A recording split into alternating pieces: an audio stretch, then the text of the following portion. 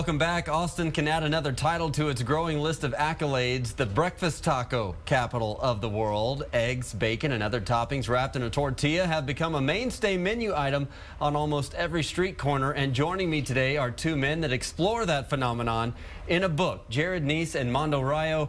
Thank you guys so much for being here today. Thanks for having us. So it's simply called Austin Breakfast Tacos. How do you describe our love affair with breakfast tacos? I'll let you go first. Yeah.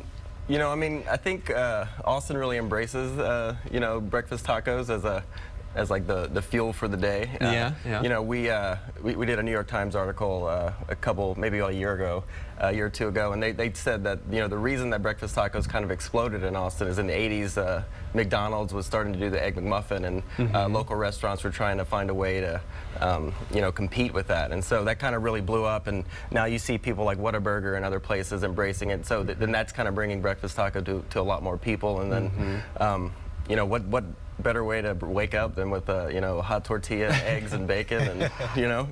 And when we say breakfast taco, we also mean lunch and dinner. It's good for exactly. for every meal. AM, PM, it doesn't matter. Yeah. That's right. So, what did you find, kind of, you know, in your research? Because this is a list of different recipes, or how is it written? Yeah, well, it's actually in three parts. One is introduction to the breakfast taco. So if you're outside of Austin or maybe San Antonio, you might not know, like, what breakfast taco? What is that, right? And so, so it's kind of like a 101, but it's also the history of the breakfast taco in Austin. And so for that, we did a lot of interviews, older, you know, third-generation restaurant owners. We dated back a lot of the history to the first Mexican immigrants here in Austin, late 1800s, early 1900s, and there were some reports that actually had chili stands and tamale stands in West downtown Austin, where Republic Square Park is, and in a sense, those are the predecessors to our vast amount of food trailers here in town. Right. So that's a part of it. The other part is the restaurants.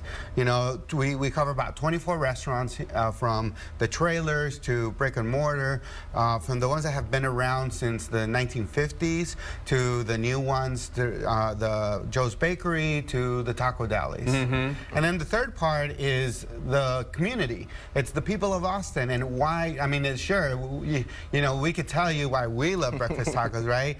But we wanted to share that with the people that kind of represent Austin. So we asked different personalities in Austin, like Councilmember Mike Martinez, Addie Broyles, Paul Key, Aaron Franklin, to give us their take on why they love the breakfast taco. Right. And Mando, speaking of community, you're tapped into the Latino marketing culture. You helped develop Social Revolucion at South by Southwest. What have you found about the Latino Hispanic influence on our culture today?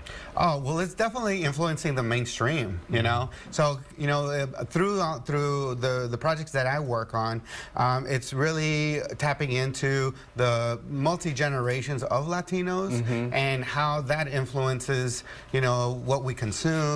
Nowadays, you can go into, you know, Whataburger and get a taquito. Right. So it's kind of like that influence. Yeah. You think of the breakfast taco, you don't necessarily think Mexican food, traditional Mexican food, but it is Tex-Mex, right? It's Tejano. And so it's a lot of that influence, and the cool thing, at least for me, it's rooted in that Mexican culture. Wonderful. Thank you guys so much. Again, the book is called Austin Breakfast Tacos. It is available for purchase right now. You can also go to tacojournalism.com. Thank you guys so much for being here. Thank you.